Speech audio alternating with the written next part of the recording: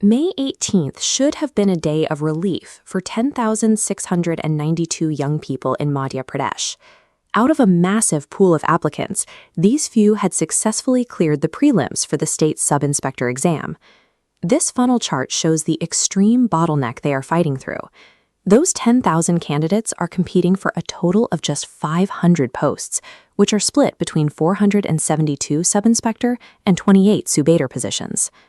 But the excitement of passing the prelims vanished almost immediately when the Employee Selection Board, or ESB, issued its next mandate. Physical tests would commence on June 5th. Doing the math, that gives these candidates exactly 17 days to condition their bodies for elite, grueling physical exertion. Looking at this calendar graphic of their 17-day prep window, you can see the critical environmental threat compounding this timeline.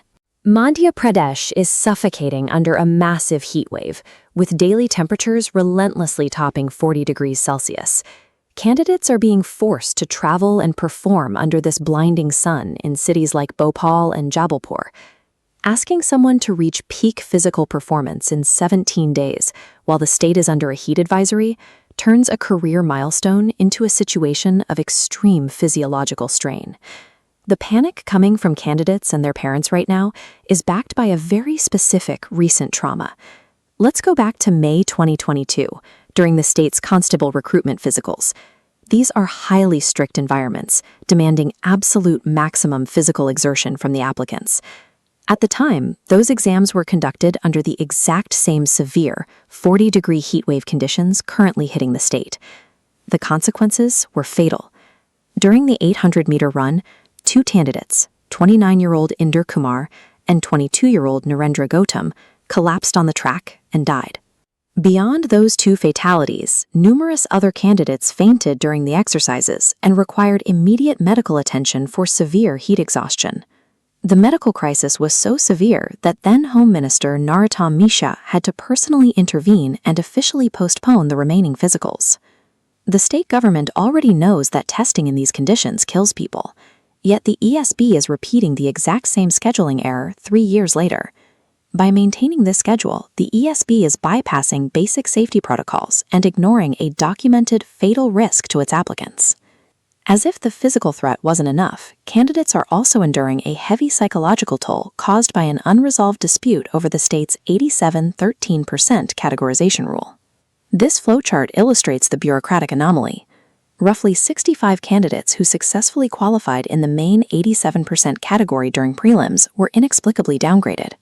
They were abruptly shifted into the 13% provisional hold category for the mains. When we pull up the State Public Service Commission rules next to it, the difference is clear. The PSC explicitly forbids changing a candidate's category once it has been assigned.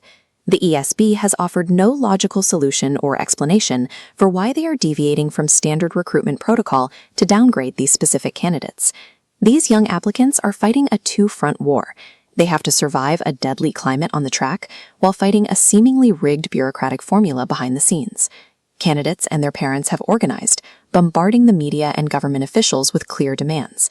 Physically, they require an immediate postponement of the tests until the heatwave breaks, followed by a medically appropriate amount of time to actually train. Bureaucratically, they are demanding a fair, immediate correction of the 87-13% list shifting before any further testing occurs. The ESB and police headquarters have backed themselves into a corner. Forcing candidates onto the track risks inevitable lawsuits, political fallout, and another tragic death. The process to become a protector of the state should test an applicant's skill and dedication. It shouldn't require them to navigate opaque, shifting rules and gamble their lives in 40-degree heat just to get a job.